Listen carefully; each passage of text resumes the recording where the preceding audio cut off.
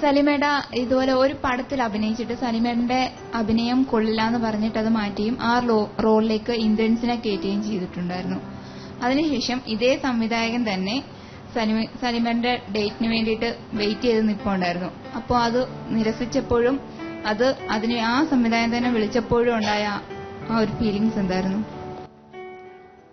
അങ്ങനെ ഒരു ഫീലിംഗ് ഒരു പ്രതികാരമോ അതൊന്നുമില്ല. അത് ആ സമയത്ത് അങ്ങനെ ചെയ്തപ്പോ ഒരു അനുഭവങ്ങൾ വേണ്ടേ. അപ്പൊ ആ സമയത്ത് എന്നെ അദ്ദേഹം പറഞ്ഞു വിട്ടപ്പോ എന്നെ ഒരുപാട് പേര് ആശ്വസിപ്പിക്കാനുണ്ടായിരുന്നു. അവരൊന്നും ഞാൻ ഓർത്തില്ല. എന്നെ ആശ്വസിപ്പിക്കാനായിട്ട് പ്രസൻ ചേട്ടന്റെ കൂടെ വേറൊരു വിനോദം എന്ന് പറഞ്ഞ ആളുണ്ടായിരുന്നു.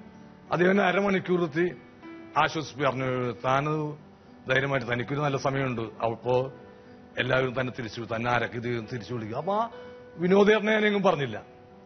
അപ്പൊ നമുക്കൊരു വിഷമകരമായ അവസ്ഥ ഉണ്ടാക്കുമ്പോ അത് നമ്മൾ പറയുന്നു, ഒരു നല്ല അവസ്ഥ പറയുന്നില്ല. അത്ര എനിക്ക് തോന്നുള്ളൂ. കാരണം വിനോദേട്ടനെ കുറിച്ചും അതേ ഇതിൽ തന്നെ ഞാൻ പറയേണ്ടതായിരുന്നു. ഞാൻ പറഞ്ഞു, നമ്മുടെ മനുഷ്യനങ്ങനെയാണ്. നമുക്കല്പം വിഷമം തട്ടിയ സംഭവങ്ങൾ വർഷങ്ങളോളം കാത്തിരിക്കും. അന്ന് ആ വിഷമം തട്ടിയ സമയത്ത് നമ്മളെ ആശ്വസിപ്പിച്ച ഒരുപാട് പേര് കാണും. അവരെ പറ്റി നമ്മൾ മറന്നു കളയുന്നു. അതെല്ലാം ഞാൻ ഈ ജീവിതയാത്രയിൽ ഉണ്ടാവുന്ന കാഴ്ചകളെ പോലെ ഞാൻ വിട്ടുകളഞ്ഞു. അപ്പൊ അല്ലാതെ അതിലൊരു പ്രതികാരമോ അയ്യോ അത് ഞാൻ ഒരിക്കലും അങ്ങനെ പ്രതികാരം മനസ്സിൽ വെച്ച് സൂക്ഷിക്കാത്ത ഒരാളാണ്. നേരത്ത് സംഭവിച്ചു പോയി, അത്രേ ഉള്ളൂ. പിൽക്കാലത്ത് ഇന്ദ്രൻസ് എന്നെ പനിയായിട്ട് കിടന്നപ്പോ എന്നെ വിളിച്ചിരുന്നു. എനിക്ക് സുഖമായിട്ട് പ്രതികാരം ചെയ്യാമായിരുന്നു. മലയാളി മാവിന് വണക്കം എന്ന് പറഞ്ഞിട്ട് എന്നോട് എന്നെ പറഞ്ഞു, ഇന്ദ്രൻസിന് പനിയാണ്, സിനിമ വേറൊന്നും വിചാരിക്കരുത്, ഇന്ന സംഭവമാണ്, ഒന്ന് വന്ന് ചെയ്യണം എന്ന് പറഞ്ഞു. അപ്പൊ ഞാൻ പറഞ്ഞു, ഒരിക്കലും ഞാൻ ചെയ്യില്ല. കാരണം നിങ്ങൾ ജയറാമിന് പനിയാണെങ്കിൽ നിങ്ങൾ ആ പടം മാറ്റി വെക്കൂലേ. അപ്പൊ ഇന്ദ്രൻസ് ഒരു ചെറിയ നടനായതിന്റെ പേരിലാണ് നിങ്ങൾ വേറെ നടനെ വിളിക്കുന്നത്. ആ റോള് വേറെ ആൾ ചെയ്യാനുണ്ട്. ഇപ്പൊ ജയറാമേട്ടെന്ന് വെച്ചാൽ അതിനകത്ത് ഹീറോ ആണ്. അപ്പൊ അദ്ദേഹത്തിന് പനി പിടിച്ചാൽ നിങ്ങൾ പടം മാറ്റി വെക്കും. അതുപോലെ മാറ്റി വെക്കാൻ പറഞ്ഞു. പക്ഷെ അത് വേറെ ആൾ വന്ന് ചെയ്തു ആ വേഷം. പക്ഷെ ഞാനാണെങ്കിൽ ഇന്നും അന്നും എന്നും അതേ പറയുള്ളൂ. അതാണ്, എനിക്ക് പ്രതികാരങ്ങളൊന്നുമില്ല. എനിക്ക് സുഖമായിട്ട് ഇത് പറയും ദൈവം തന്ന അവസരം. ദൈവം തന്ന അവസരമില്ല, ഇവനൊന്ന് പരീക്ഷിക്കാൻ വേണ്ടി ദൈവം തന്ന അവസരങ്ങളാണ്. ഇവൻ ചെയ്യോ. അത് അങ്ങനെ ഒരു അവസരം ഞാൻ ശരി ഇന്ദ്രൻസ് അന്ന് വന്നിട്ട് എന്നോടൊരു വാക്കുപോലും ചോദിക്കാതെ ആ പടം ചെയ്തതല്ലേ എന്ന് വെച്ച് ഇങ്ങനെ ചെയ്ത് കളയാം എന്ന് വെച്ചാൽ ഞാൻ തീർന്നു. സലീം കുമാർ എന്ന് പറഞ്ഞൊരു വ്യക്തി, ഒരു നടൻ അവിടെ തീർന്നു, പിന്നീടുണ്ടാവില്ല. അപ്പൊ ഒരു പ്രതികാരം ചെയ്യാനുള്ള സംഭവമല്ല കല എന്നറിയാം.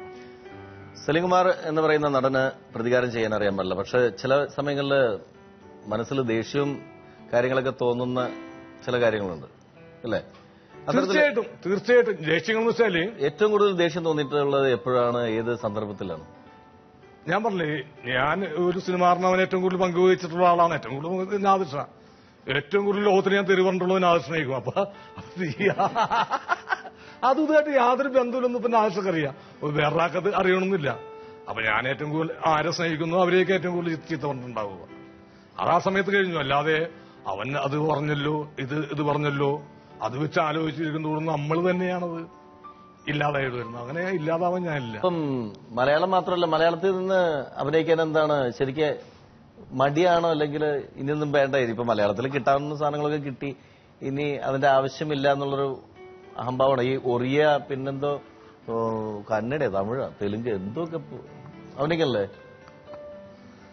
അതാണ് കിട്ടാനുള്ള കിട്ടുന്നില്ല. അവര് വിളിച്ചു, ഒരു എക്സ്പീരിയൻസിന് വേണ്ടി അവിടെ പോയി എന്ന് മാത്രമേ ഉള്ളൂ. ഒറിയെ പോയി. ഇപ്പൊ തമിഴില് 3 പടം, 2 പടം കഴിഞ്ഞു, 1 പടം നടന്നിട്ടിരിക്കുന്നു. ഏതൊക്കെയാ? ഒരു പടം ആദ്യമായിട്ട് പോയത് 1 വർഷവും പോകണ്ടാ പോയിട്ട്, തീർന്നിട്ടില്ല. അത് ലാസ്റ്റ് ഒരു സീനും കൂടി ഉണ്ട്. ജില്ലിനൊരു കാതൽ സൂര്യനൊക്കെ പറഞ്ഞ കൃഷ്ണ എന്ന ഡയറക്ടറുണ്ട്. അതിലെ പുതുമുഖങ്ങളാണ്. പിന്നെ നമ്മുടെ രോഹിണി, മലയാളത്തിലെ നടിയായ രോഹിണി, മലയാളത്തിൽ തമിഴും തെലുങ്ക് കന്നഡയൊക്കെ ചെയ്തിട്ടുണ്ട്. അവര് ഡയറക്ടറാവുന്നു. ചേരനാണ് സംവിധായകൻ, തമിഴിലെ സംവിധായകൻ ചേരനാണ് എന്റെ പ്രൊഡ്യൂസർ. അതിലൊരു മെയിൻ ക്യാരക്ടർ, ഹീറോ അല്ലെ ഹീറോ പയ്യനാണ്. അതിനുശേഷമുള്ള ഒരു ക്യാരക്ടറാണ് ഞാൻ ചെയ്യുന്നത്.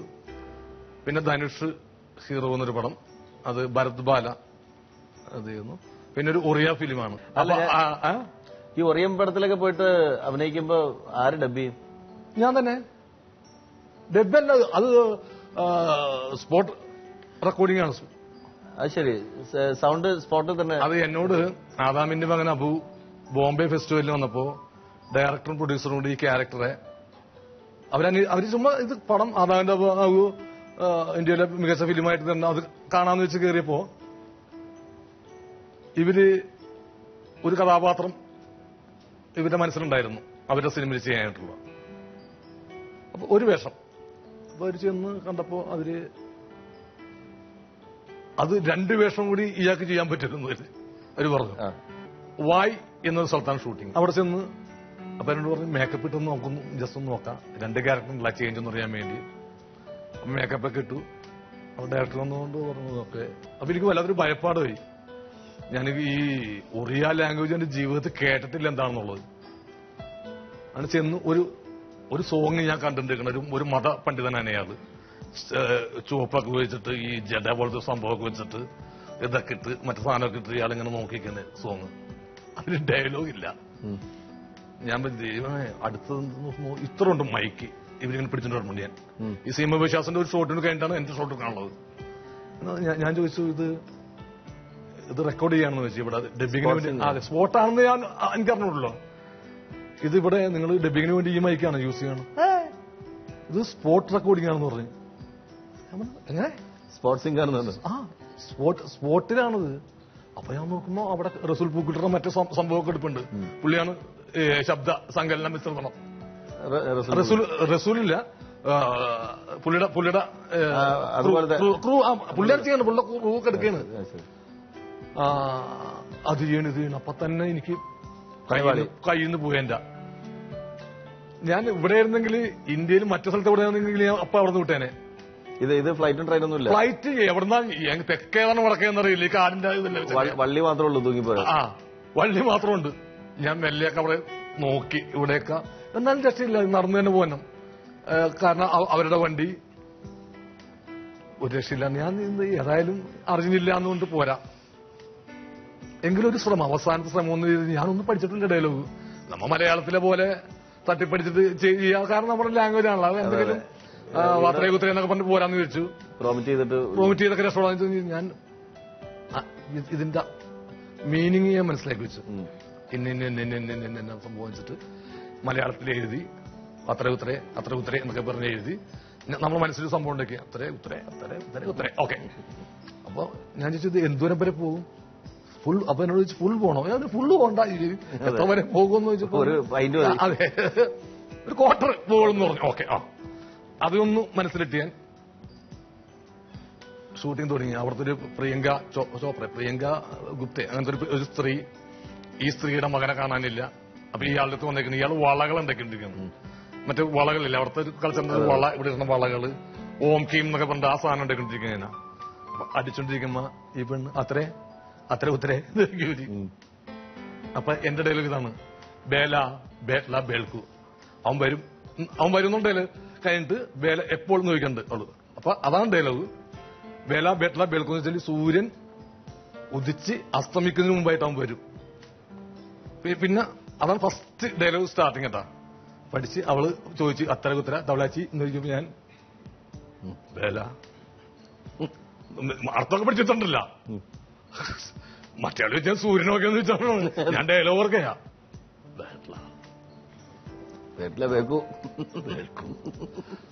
കയ്യടിട്ടാ അവിടെ നിന്ന് കയ്യടി പിന്നെ സൂപ്പർ ഭരതവാടിയാണല്ലോ. സൂപ്പർ എന്ന് പറഞ്ഞ് എക്സ്പ്രഷൻ ഇയാൾ തകർക്കാന്ന് വെച്ചിട്ടാണ് സൂപ്പർ എന്ന് പറഞ്ഞ് എല്ലാവരും കൈ തന്നു. പ്രൊണൗൺസിയേഷൻ നോക്കാൻ മറ്റൊന്ന് നോക്കാൻ ഇയാള് ഒറിയ ലാംഗ്വേജ് പറഞ്ഞത് എങ്ങനെയാന്ന് നോക്കാനൊക്കെ എല്ലാ ആളുകളും ഇപ്പൊ ഉണ്ട്. 2 ദിവസം കഴിഞ്ഞപ്പോ ഞാൻ ഈ ലാംഗ്വേജ് ആയിട്ട് കുറച്ച് അടുത്തു. പിന്നെ എനിക്ക് പഴയ ഇത് വേണ്ടിയൊന്നുമില്ല.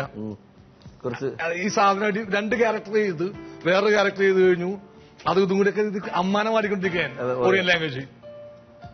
അപ്പൊ കുറച്ച് സ്പീഡ് അയക്കുമ്പോ ഡയറക്ടർ ദേവശിഷ് മഗീജ, അതാണ് പേര് കൊടുക്കുന്നത്. ഈ ദേവശിഷ് മഗീജ എന്ന് വെച്ചാല് അപ്പൊ അങ്ങനെ പറഞ്ഞു, സലിം എനിക്ക് വേണ്ടത് ഇതല്ല, നിങ്ങൾ ഫസ്റ്റ് ഡേ വന്നപ്പോ ഒരു എക്സ്പ്രഷൻ ഉണ്ടായില്ലേ, അതെ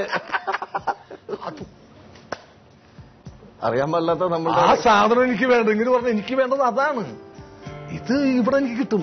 ഏത്? അതെ ഇത് ഒറീസയിൽ എനിക്ക് ഇഷ്ടം പോലെ കിട്ടും, ഇതെനിക്ക് വേണ്ട.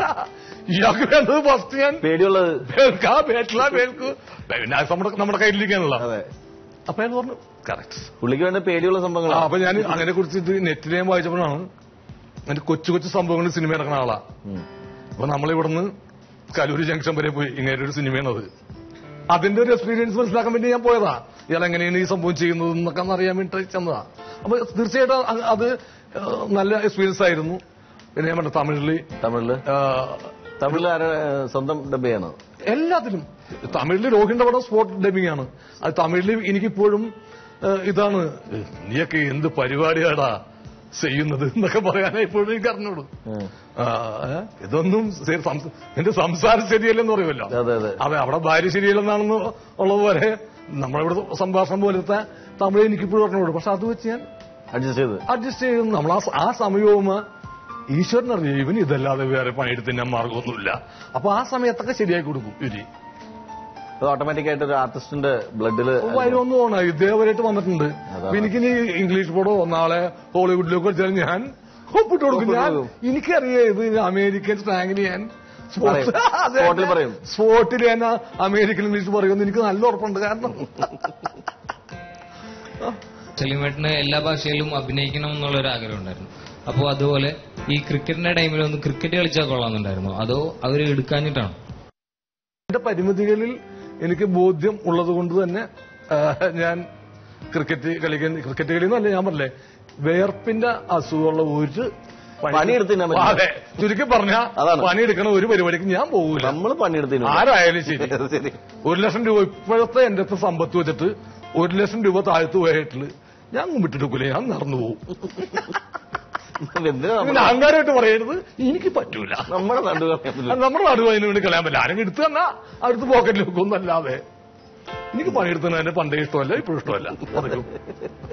നമുക്കിങ്ങനെ ആരെങ്കിലൊക്കെ പറ്റിച്ച് അതെ നാശനെ പോലെ ഇങ്ങനെ പാരഡി അല്ലെങ്കിൽ ഇന്റർവ്യൂ അല്ലെങ്കിൽ സിനിമ എന്തെങ്കിലുമൊക്കെ ആയിട്ട്